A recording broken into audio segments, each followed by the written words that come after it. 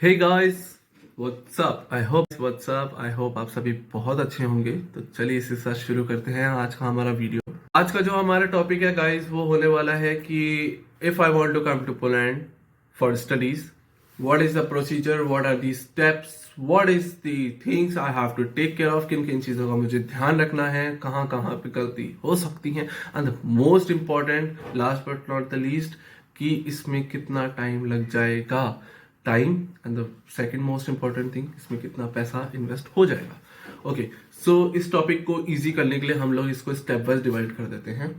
सो उससे आप लोगों को भी इजी होगा समझने में, मेरे को भी इजी होगा समझाने में। स्टेप नंबर 1 से स्टार्ट करते हैं गाइस। जो आपका स्टेप नंबर 1 है, स्टेप नंबर 1 में आप लोगों का है यूनिवर्सिटी सिलेक्शन। इस स्टेप के अंदर आप लोगों को अपनी यूनिवर्सिटी सिलेक्ट करनी है, जिस यूनिवर्सिटी के अंदर जाके आप लोग अपनी स्टडीज परस्यू करना चाहते हैं। उसके लिए मैं आप लोगों को बेस्ट ऑप्शन बताता हूं। आप लोग गूगल पे जाइए, गूगल पे जाके बेस्ट यूनिवर्सिटीज या फिर हाई रेटेड यूनिवर्सिटीज की एक लिस्ट प्रिपेयर कीजिए। उसके बाद में आप लोग अपने हिसाब से, अपने कोर्स के हिसाब से उन यूनिवर्सिटीज को एनालाइज करिए एंड उसमें से एक यूनिवर्सिटी सिलेक्ट कीजिए जो कि आपके हिसाब से, आपके कोर्स के हिसाब से and the most important thing आपके बजट के हिसाब से बिल्कुल परफेक्ट हो। After you will select your university, you have to go to their official site and वहां पे जाके आप लोगों को उनको एक मेल डालना है। उनकी मेल एड्रेस आपको उनकी वेबसाइट पे अवेलेबल हो जाएगी। उस मेल में आप लोगों को डालना है that hey, I want to be a part of your university, I want to pursue my studies in your university, your studies, आपकी स्टडी कौन सी आपने स्टडी करनी है, कौन सा ईयर है, बैचलर्स डिग्री है, मास्टर्स डिग्री है, what course you want to apply for, and उसके लिए आपको क्या क्या डॉक्यूमेंट्स यूनिवर्सिटीज को प्रोवाइड करवाने हैं या फिर क्या क्या स्टेप्स हैं फॉर टेकिंग द एडमिशन, वो आप लोगों को एक मेल प्रिपेयर करके यूनिवर्सिटी को भेजोगे। Once you will send the mail, then within a 1 week you will get a reply from the university in which they will ask you for the documents they need. so, जो documents होंगे वो basic documents होंगे। मैं documents के बारे में एक बार आप लोगों को थोड़ा एक्सप्लेन कर देता हूँ। बेसिक डॉक्यूमेंट्स में आपका 10th का सर्टिफिकेट, आपकी 12th का सर्टिफिकेट, आपका medium of instruction. Medium of instruction क्या होता है? अच्छा गाइज, एक सेकेंड मैं पॉज लूंगा यहाँ पे टॉपिक का। जो भी इस वीडियो में हम लोग जितने भी डॉक्यूमेंट्स की आज बात करने वाले हैं, चाहे वो यूनिवर्सिटी का हो, इंडिया में हो, या जो भी अभी हमने लगाने हैं इस प्रोसीजर में, अगर आप लोगों को उन डॉक्यूमेंट्स की एक स्पेसिफिक वीडियो चाहिए कि ये डॉक्यूमेंट क्या है, ये डॉक्यूमेंट कहाँ से प्रोवाइड होगा, या फिर ये डॉक्यूमेंट का क्या यूज है and everything detail about the documents, तो उसके लिए प्लीज आप लोग मेरे को बताएं कमेंट्स में। सो उसके लिए मैं एक सेपरेट वीडियो बना दूंगा because it will take long time और ये वीडियो बहुत ज़्यादा बड़ा हो जाएगा इफ अगर मैंने सारे डॉक्यूमेंट्स भी इसी वीडियो में एक्सप्लेन कर दिए तो। उसके लिए मैं एक अलग वीडियो डाल दूंगा इफ अगर आप लोग चाहेंगे तो। Okay, so guys back to the topic. जो बेसिक डॉक्यूमेंट्स होंगे वो होंगे आपके 10th की मार्कशीट, 12th की मार्कशीट, आपकी मीडियम ऑफ इंस्ट्रक्शन, आपका date of birth certificate and आपका पासपोर्ट की फ्रंट एंड बैक साइड की स्कैन कॉपी एंड ऑल्सो आपकी पासपोर्ट साइज की photo. And one more thing I want to add here, जब आप लोग अपनी डॉक्यूमेंट्स यूनिवर्सिटी को सेंड करेंगे, बाय मेल करेंगे, वैसे तो यूनिवर्सिटीज की गाइडलाइन में ये आपको वहीं से नोटिफाई हो जाएगा, बट फिर भी मैं आप लोगों को बता देता हूँ कि जब आप अपने डॉक्यूमेंट्स भेजेंगे तो वो डॉक्यूमेंट्स याद रखिए कि आप फोन से क्लिक करके फोटोज, या फिर आप सोचें कि आपके फोन में जैसे बहुत सारे ऐप्स आते हैं, स्कैनर ऐप्स हो गए एंड ऑल, कि स्कैन करके हमें भेज दे। नो, आप ऐसा ना कीजिए। आप लोग एक शॉप पे जाएं, वहां पे जाके एक एक डॉक्यूमेंट का प्रॉपर स्कैन करवाएं एंड देन वो स्कैन कॉपीज पीडीएफ के फॉर्म में आप लोग उनको मेल पे सेंड कीजिए। After sending the mail you will get the reply back within 2 weeks, जिसके बाद में आप लोगों को अपनी यूनिवर्सिटी की फीस पे करनी है।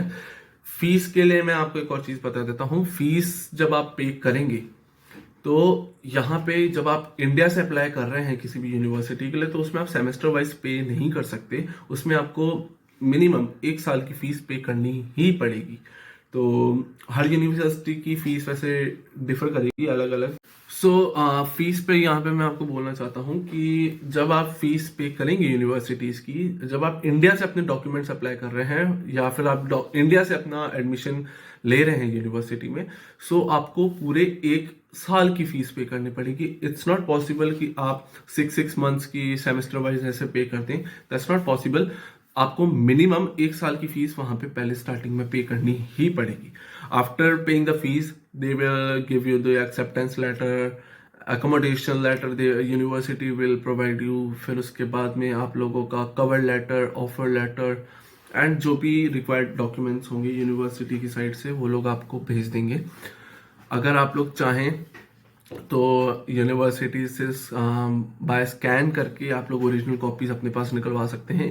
अदरवाइज आपके पास में सेकंड ऑप्शन होता है कि आप यूनिवर्सिटीज को, उसके लिए यूनिवर्सिटीज आपसे डायरेक्टली इस चीज का पे ले लेंगे, वो लोग आप लोगों को कोरियर कर देंगे जो भी डॉक्यूमेंट्स होंगे। बिकॉज ये जो डॉक्यूमेंट्स होंगे ये इनकी ओरिजिनल कॉपीज हमारे वीएफएस में लगेंगी फाइल के साथ में, तो इसमें फोटो कॉपीज या फिर स्कैन्स नहीं काम करेंगे, इसमें हमें ओरिजिनल कॉपीज ही लगानी पड़ेगी।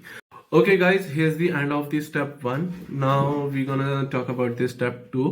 अभी तक जो भी हमने बात करी है, जो भी डॉक्यूमेंट्स से रिलेटेड जो भी सारी, वो सारी थी हमारे पोलैंड के डॉक्यूमेंट्स के बारे में। अब जो हमारा स्टेप 2 है वो है हमारा Indian documents.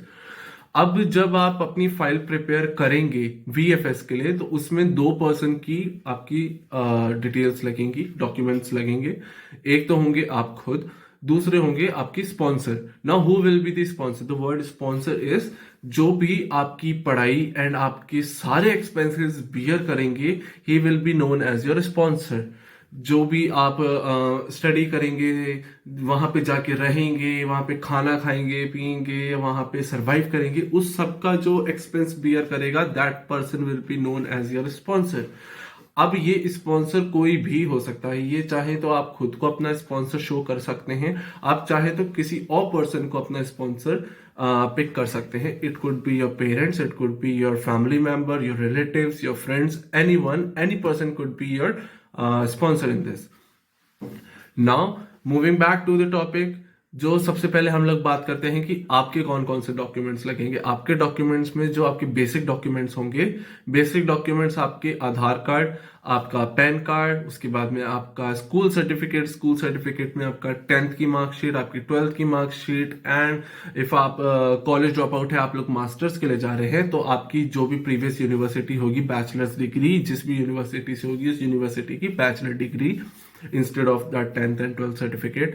And among that you need to attach your IELTS certificate. Okay, so here comes the very important thing, which is your IELTS certificate.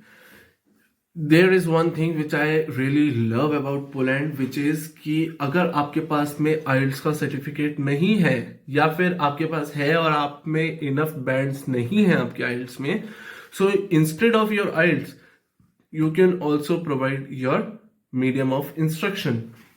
Medium of instruction can be provided by your university you have studied in till now, or by your school, and it takes hardly very low efforts.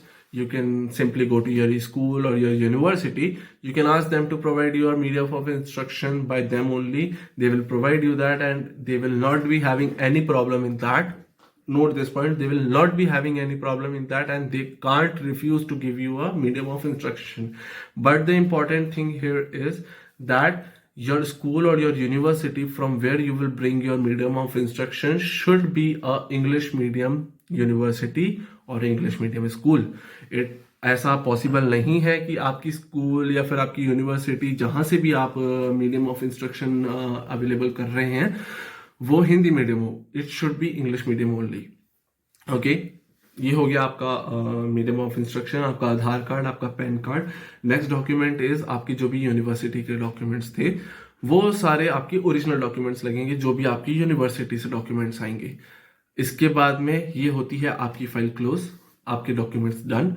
उसके बाद में अब documents आते हैं आपके sponsor के। अब आपके स्पॉन्सर्स के जो डॉक्यूमेंट्स हैं उसमें सबसे पहले उनके बेसिक डॉक्यूमेंट्स, आइडेंटिटी लगेंगी, जैसे कि उनका आधार कार्ड, उनका पैन कार्ड, उनका bank detail, and the very most important thing उनकी आईटीआर की कॉपी। अच्छा, ITR, what is ITR? Income tax return की कॉपी। कितने टाइम की? 3 साल की। 3 साल की उनकी आईटीआर रिटर्न लगेगी ही लगेगी, टू शो देयर पास्ट। अच्छा, इसमें उनकी 2 मेन डॉक्यूमेंट्स लग रहे हैं आपके स्पॉन्सर के। एक तो होगा उनकी 3 साल की आईटीआर रिटर्न, दूसरा होगा उनका bank account, present bank account. Present bank account इसलिए होगा ताकि अब वो ऑब्वियसली वो आपके स्पॉन्सर है, वो आपका सारे खर्चे बियर करेंगे, सारे खर्चे उठाएंगे। So to verify that is your sponsor is capable enough to bear your expenses, they gonna check his or her bank account that उस पर्सन के अकाउंट में इतना मनी है, इतना पैसा है कि वो इसके फॉर एक्सपेंसेस बियर कर सकते हैं या नहीं। ये हो गया उन आपके स्पॉन्सर का present financial condition. And to show your sponsor's past financial conditions, उसके लिए आप लगा रहे हैं आपके 3 साल की आईटीआर रिटर्न। आईटीआर रिटर्न से आपके जो भी स्पॉन्सर है उनके अभी से लेके पहले लास्ट के 3 साल की उनकी फाइनेंशियल कंडीशन शो हो जाएगी उनको। एंड जो उनका बैंक अकाउंट है उसमें एक सर्टेन अमाउंट होना चाहिए, जैसे 6 to 10 lakhs के बीच में होना चाहिए। वो आपके जो स्पॉन्सर है उनकी प्रेजेंट जो रीसेंट फाइनेंशियल कंडीशन को शो करेगा। It is also very important.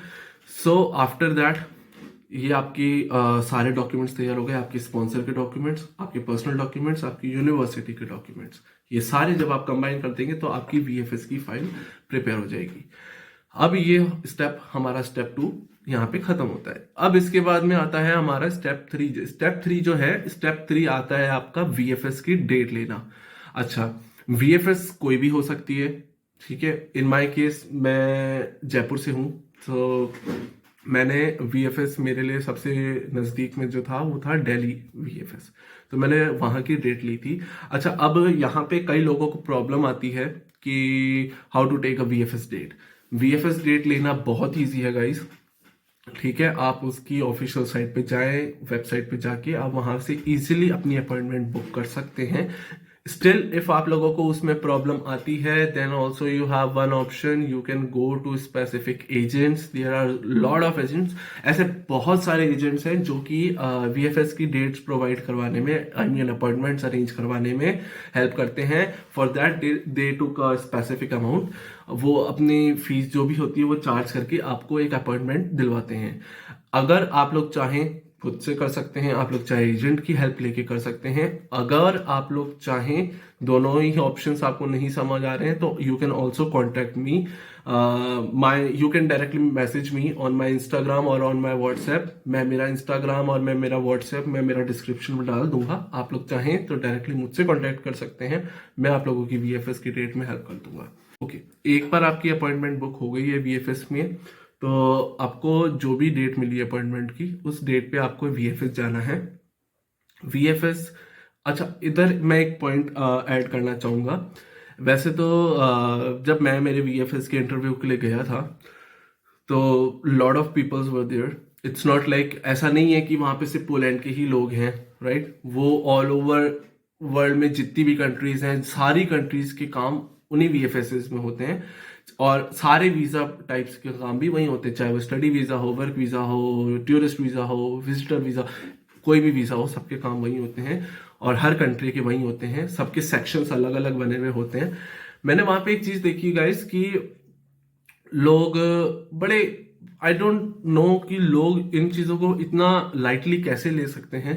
क्योंकि मैंने कई बच्चों को देखा, कई लोगों को देखा, कई लाइक वो लोग आए हुए हैं नॉर्मल एक कैजुअल सी टी शर्ट, लोअर पहन के नीचे शूज डाले हुए हैं, कैप पहन के आए हुए हैं, या फिर वो टोटल हाथ में मौली, कड़े, इयररिंग्स एंड लाइक जैसे आप लोग नॉर्मल अपनी लाइफ में रहते हैं, आप लोग वहां पे भी वैसे ही चले गए। अच्छा, अब ऐसा नहीं है कि अगर आप लोग ऐसा आउटफिट पहन के वहां जाएंगे तो आपकी फाइल में कोई प्रॉब्लम होगी या आपकी फाइल रिजेक्ट हो जाएगी, एक्सेप्ट नहीं होगी, ऐसा कुछ भी नहीं है। बट मेरा कहने का ये मतलब है कि अगर आप वहां पे जा रहे हैं, आप अपना स्टूडेंट वीजा के काम के लिए जा रहे हैं, अपनी स्टूडेंट फाइल के लिए जा रहे हैं आप वहां पे, सो आई वुड सजेस्ट यू, आप लोग एक प्रॉपर मैनर में जाएं। आप लोग जो होता है कैजुअल ड्रेसअप की जगह आप लोग एक फॉर्मल आउटफिट में जाएं, एक प्रॉपर वेल प्रेस्ड शर्ट हो, आपकी नीचे पैंट्स हो, नीचे फॉर्मल शूज हो, आपके हाथ में प्रॉपर फाइल होल्डर हो जिसके अंदर आपके सारे वेल मैनर्ड अरेंज डॉक्यूमेंट्स हो। आपकी मतलब जितने भी डॉक्यूमेंट्स हैं वो सारे वेल मैनर्ड होने चाहिए, लाइन वाइज होने चाहिए।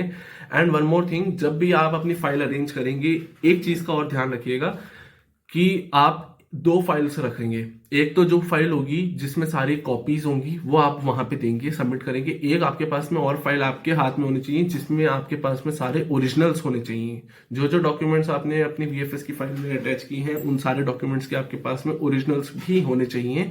और जो आप ओरिजिनल्स अपने पास में रखेंगे, आपको एक चीज बहुत ध्यान रखनी है कि आपने कौन सा पेपर, कौन सा डॉक्यूमेंट किस फॉर्मेट में रखा है। कि सबसे ऊपर मेरा ये सर्टिफिकेट पड़ा है, उसके नीचे ये है, उसके नीचे ये है, ये आपको याद होना चाहिए। अच्छा, ये याद क्यों होना चाहिए, इसके पीछे भी एक बहुत प्यारा लॉजिक है। जस्ट इमेजिन आपका इंप्रेशन वहां पे कैसा पड़ेगा। आप एक फॉर्मल वे में गए हैं, okay, very nice look, very nice impression. आपकी बात करने का तरीका भी बहुत मैटर करता है कि आप लोग किस तरीके से बात करते हैं। वहां पे आपकी पर्सनैलिटी जज हो जाती है इस चीज से। सेकंड थिंग, जब वो आपके डॉक्यूमेंट्स की कॉपी देख रहे हैं तो वो वेरिफिकेशन के लिए आपसे मांग सकते हैं कि can you please give me this document original copy. अब जब वो वेरीफाई करते हुए आपसे ओरिजिनल कॉपी मांगेंगे एंड आप 10 मिनट तक आप सारे डॉक्यूमेंट्स ऊपर नीचे करके बिखेर के वहां पे उसमें वो डॉक्यूमेंट ढूंढ रहे हैं कि ये डॉक्यूमेंट कहाँ है, कहाँ है, कहाँ है, it puts a bad effect, it's put a bad impression in front of the person you are standing in front of.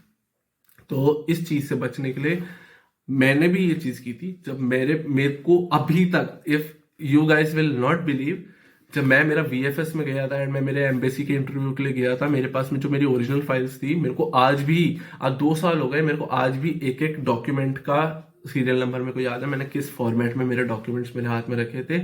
इधर इंटरव्यू में मुझसे कोई डॉक्यूमेंट मांग रहा है ओरिजिनल, मैं फट से निकाल के दे देता हूँ, 1 2 3 ओके हियर। इतना आपके पास में प्रिपेयर होना चाहिए। इट ऑल, आपकी जो टोटल सारी चीजें होंगी ये सारी आपको बहुत प्लस पॉइंट्स दे सकती हैं इन चीजों में। सो इस चीजों का बहुत ध्यान रखिएगा। अच्छा, वंस आपने अपनी फाइल सबमिट करा दी वीएफएस में, उसके बाद में आप वहां उस सेक्शन से फ्री होके वीएफएस के दूसरे सेक्शन में जाएंगे जहां पे आपको वीएफएस की जो भी चार्जेस होंगी, जो भी फीस होगी, वो आपको वहां पे पे करनी है। उसके बाद में आप वीएफएस से फ्री हो जाएंगे। उसके बाद में आपको विद इन 2 डेज के अंदर, मेरा तो सेम डे ही मेरे को मैसेज मिल गया था रात तक में एम्बेसी की डेट के लिए। आप लोगों को हो सकता मैक्सिमम 2 to 3 डेज के अंदर आप लोगों के पास में वीएफएस से मैसेज आ जाएगा दैट आपकी इस डेट को, इस स्पेसिफिक डे या इस स्पेसिफिक डेट पे आपकी अपॉइंटमेंट है एम्बेसी की। सो जो भी आपकी अपॉइंटमेंट मिलेगी उस अपॉइंटमेंट वाले दिन आप लोगों को आपकी एम्बेसी जाना है। अच्छा, इधर जो आपने फाइल सबमिट कराई है वीएफएस में, वो फाइल वीएफएस से ऑटोमेटिकली वो लोग वहां पे एम्बेसी भेज देंगे सब कुछ वेरीफाई करके।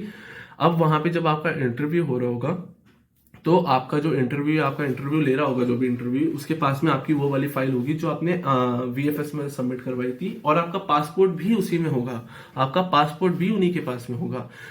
यहाँ पे एक और चीज ध्यान रखिएगा, जिस तरीके से आप अपने सारे डॉक्यूमेंट्स की ओरिजिनल्स अपने साथ वीएफएस में लेके गए थे, उसी तरीके से आपको अपने सारे जो जो डॉक्यूमेंट्स आपने वीएफएस में लगाए हैं, जो अभी आपने अपनी फाइल में लगाए हैं, उन सब की ओरिजिनल्स आपको एम्बेसी में भी लेके जाना है। क्योंकि वहां पे इंटरव्यू आपसे जब आपकी फाइल देख रहा होगा, आपसे बात कर रहा होगा, आपसे क्वेश्चंस पूछ रहा होगा, तो he can also ask you कि मेरे को इस चीज का ओरिजिनल दो, आई वॉन्ट टू चेक। तो उस टाइम पे भी आपको ये चीज बहुत काम आएगी कि आप लोगों को ध्यान हो कि आपने अपने सारे डॉक्यूमेंट्स किस किस फॉर्मेट में कहाँ कहाँ कैसे कैसे रखे हुए हैं। अब वंस ये तो हो गया, चलिए आपका डॉक्यूमेंट्स का एंड इंटरव्यू का। इंटरव्यू में एक चीज और, interview will not only check your file, he will also check you. आपको और आपकी पर्सनैलिटी को भी वहां पे देखा जाएगा एंड साथ ही साथ में आप वहां पे इंग्लिश में बात करेंगे तो आपकी इंग्लिश भी चेक की जाएगी। क्योंकि पोलैंड में जो भी है, जो पोलैंड है, पोलैंड में इंग्लिश नहीं चलती है। English you can say is a secondary language here, but the first language is polish. आप लोगों ने अपनी यूनिवर्सिटी में इंग्लिश कोर्स आपने ऑप्ट किया है, आपने पॉलिश कोर्स नहीं किया है। Interview can also ask you that how you will survive there because you don't know Polish. Okay so इधर आपका जवाब रहेगा yes I know but I have opted for a English course so it will not be a problem for me because my course will be in English. अब जब आप लोग ये एक बेसिक सा लॉजिक है कि जब आप वहां पे इंग्लिश कोर्स के लिए अप्लाई कर रहे हैं तो वो जो इंटरव्यू पर्सन आपका इंटरव्यू ले रहा है ना वो आप लोगों की इंग्लिश कम्युनिकेशन स्किल्स भी देखेगा। वो आपसे क्वेश्चंस दो उसके दिमाग में दो चीजें होंगी, उसको अपने दिमाग में दो चीजें क्लियर करनी होगी कि एक तो आप लोग इंग्लिश सही से बोल सकते हैं या नहीं, दूसरी चीज आप लोग इंग्लिश के साथ साथ में वो आप लोगों की मेंटालिटी पढ़ना चाहेगा कि आप लोग सिर्फ स्टडी के नाम पे ही तो नहीं जा रहे हैं कि आप लोग वहीं जाके सेटल डाउन या settle down is a different word, आप लोग वहीं पे जाके ऐसा हो कि आप स्टडीज छोड़ दें, आप काम पे लग जाएं या फिर आप अलग मोटिव से जा रहे हो। वो आपका मोटिव चेक करते हैं, उसके लिए वो सेवरल क्वेश्चंस पूछ सकते हैं आपके। कुछ लोगों के इंटरव्यू 10 मिनट भी चलते हैं, कई लोगों के 1-1 घंटा भी चल जाते हैं। तो अगर आप लोगों को जो इंटरव्यू होंगे इंटरव्यू से रिलेटेड सारी अगर डिटेल्स चाहिए, क्या क्वेश्चंस होते हैं, कैसे होते हैं, क्या क्या हो सकते हैं, उनके क्या क्या जवाब होने चाहिए, अगर आपको इन सब की एक लिस्ट चाहिए हो, आपको इन सब के ऊपर एक डिटेल्स चाहिए हो तो यू कैन मैसेज मी। आप लोग मेरे को मैसेज कर सकते हैं मेरे इंस्टाग्राम पे या फिर व्हाट्सएप पे, वो मैं आपको पहले भी बताया, मैं मेरे डिस्क्रिप्शन में डाल दूंगा। एंड जब आपका इंटरव्यू डन हो जाएगा उसके बाद में विद इन 1 वीक आपके पास में आपका पासपोर्ट आ जाएगा विद योर डिसीजन।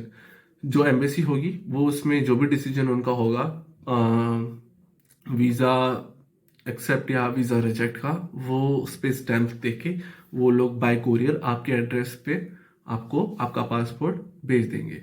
अच्छा तो अब इसमें गाइस जब मैंने मेरा वीजा प्रोसीजर स्टार्ट किया था तो आई नो कितनी मेहनत लगती है, कितनी एक्सपेक्टेशंस होती हैं एंड उसके पीछे कितने लोगों की उम्मीदें भी होती हैं, राइट। तो मैं कभी नहीं चाहूंगा कि किसी भी पर्सन का जो इतना हार्ड वर्क करके किसी चीज को अचीव करना चाह रहा है उसको निराशा मिले। आई होप आप सबके काम अच्छे से बने, जो लोग भी ऐसे जो भी काम कर रहे हैं, चाहे वो भले ही वर्क वीजा हो, टूरिस्ट वीजा हो, स्टडी वीजा हो, कोई भी हो, आई होप सबको सक्सेस मिले उसमें। बट इन केस अगर आपका वीजा रिजेक्ट हो जाता है, जस्ट इन केस, तो जो एम्बेसी होगी वो उसका ड्यूटी है कि वो आपको एक रीजन भी उसके साथ में डाल के देगी कि आपका वीजा रिजेक्ट करने का उनका रीजन क्या था। और ऐसा नहीं है कि उन्होंने आपका वीजा रिजेक्ट कर दिया तो उसके बाद में आप वापस अप्लाई नहीं कर सकते, आप जितनी बार चाहें उतनी बार वापस से रीअप्लाई कर सकते हैं अपने डॉक्यूमेंट्स, ये ध्यान रखिएगा। ओके गाइस, तो अब बात करते हैं कि सारे प्रोसीजर में टाइम कितना लग जाता है। टाइम का मैं बोलूं तो इसमें इट डिपेंड्स ऑन एवरीवन। मैंने तो मेरा सारा काम, जैसे मेरा अक्टूबर इनटेक था तो मैंने मेरे सारे जो भी काम थे वो मेरा एडमिशन भी मैंने फरवरी में ही ले लिया था, मैंने मेरा प्री एडमिशन बुक कर लिया था यूनिवर्सिटी में। तो अगर आप लोग चाहें तो आप लोग जितना जल्दी इसको स्टार्ट कर देंगे, जितना अच्छे से प्रॉपर टाइम गैप लेके चलेंगे, उतना आप लोगों के लिए बेनिफिशियल होगा। ऑल्सो एक चीज है कि मिनिमम जब आपका सेशन होगा उससे आप एटलीस्ट 5 से 6 महीने पहले से आप लोग अपने सारे प्रोसीजर स्टार्ट कर दें तो वो आपके लिए वेल एंड गुड है, ताकि आपको इनफ ऑफ टाइम मिल जाएगा हर चीज करने का। कहीं ऐसा ना हो आपने एडमिशन ले लिया अक्टूबर का, आपकी वीएफएस की डेट आपको नहीं मिली, आपकी वीएफएस की डेट आपको लेट मिल रही है। ऐसी प्रॉब्लम से बचने के लिए आप अगर उसको टाइमली करना स्टार्ट कर देंगे तो it will be good for you only. और सेकंड चीज, अगर हम लोग बात करें कि इसमें कितने पैसे लग जाएंगे, तो पैसे इज लाइक 2 अमाउंट्स हैं। एक अमाउंट तो जैसे मैंने आपको बताया जो आपकी स्पॉन्सर के अकाउंट में आपको पैसे शो करने हैं, वो जो भी अमाउंट होगा आपका 6 लाख से लेके 10 लाख के बीच में, वो आप लोग आपके हिसाब से डिसाइड कीजिए। ऐसा कोई फिक्स अमाउंट नहीं है कि कहीं पे लिखा हुआ है कि इतना अमाउंट होना ही चाहिए। ये मैं मेरी तरफ से आप लोगों को बता रहा हूँ कि मिनिमम अगर इतना अमाउंट होगा तो that will be good, right. So जो एक तो आप अमाउंट को शो कर रहे हैं उसको एक अलग रख देते हैं, क्योंकि उस अमाउंट में से 1 रुपए भी आपके खर्च नहीं होने हैं, वो सिर्फ आपको बैंक में शो करने हैं। जिस दिन आपके हाथ में आपका वीजा आ जाएगा वेरी नेक्स्ट डे या फिर वेरी नेक्स्ट मोमेंट आप जाके अकाउंट में से वो पैसा निकाल सकते हैं। तो वो पैसा आपका कहीं यूज नहीं आ रहा है, वो सिर्फ आपको शो करना है। सेकेंडली, जो आपका अमाउंट यूनिवर्सिटी की जो आपकी फीस है, आपको यूनिवर्सिटी की जो फीस पे करनी है, उसके बाद में आपकी जो फ्लाइट के एक्सपेंसेस होंगे, आप दिल्ली अप डाउन करेंगे, आपकी वीएफएस की फीस होगी, उसके बाद में आपके डॉक्यूमेंट्स बनाने के खर्चे जो भी होंगे, आपका एक स्टैम्प पेपर होगा, स्टैम्प पेपर सॉरी, आपका एक एफिडेविट लगेगा, ये सारे जो काम होंगे, इन सब का अगर हम एक रफली टोटल माने तो इसमें मैक्सिमम टू मैक्सिमम आपके 4 लाख रुपीज के अंदर ये आपके सारा काम डन हो जाएगा। ओके गाइस, इस वीडियो को हम यहीं पे खत्म करते हैं, but this is not the last video. अभी बहुत कुछ है जो आना बाकी है, अभी बहुत सी इंफॉर्मेशन है जो शेयर करनी बाकी है। अगर आप लोग चाहें कि आप लोगों के पर्सनल क्वेश्चंस हैं इस चीज से रिलेटेड, इस टॉपिक से रिलेटेड, या फिर किसी और टॉपिक से रिलेटेड, पोलैंड को लेके या फिर यूरोप की किसी और कंट्री को लेके, आप लोग प्लीज मुझे कमेंट में बताएं। मैं अपनी जो भी वीडियोस होंगी उसमें ये सारे टॉपिक्स पिक करके उन सब के ऊपर मैं आपको एक्सप्लेन करूंगा। एंड आप लोग चाहें तो मेरे को पर्सनली भी व्हाट्सएप पे या फिर इंस्टाग्राम पे आप लोग मेरे को मैसेज कर सकते हैं। इसी के साथ में मैं अलविदा लूंगा। अगर आप लोगों को वीडियो पसंद आया हो so I would request please like my video and subscribe my channel. And आप लोगों को कोई भी मेरा नया वीडियो आए उसकी आपको नोटिफिकेशन मिलती रहे, उसके लिए प्लीज नीचे जो बेल आइकन है उसको भी प्रेस करें।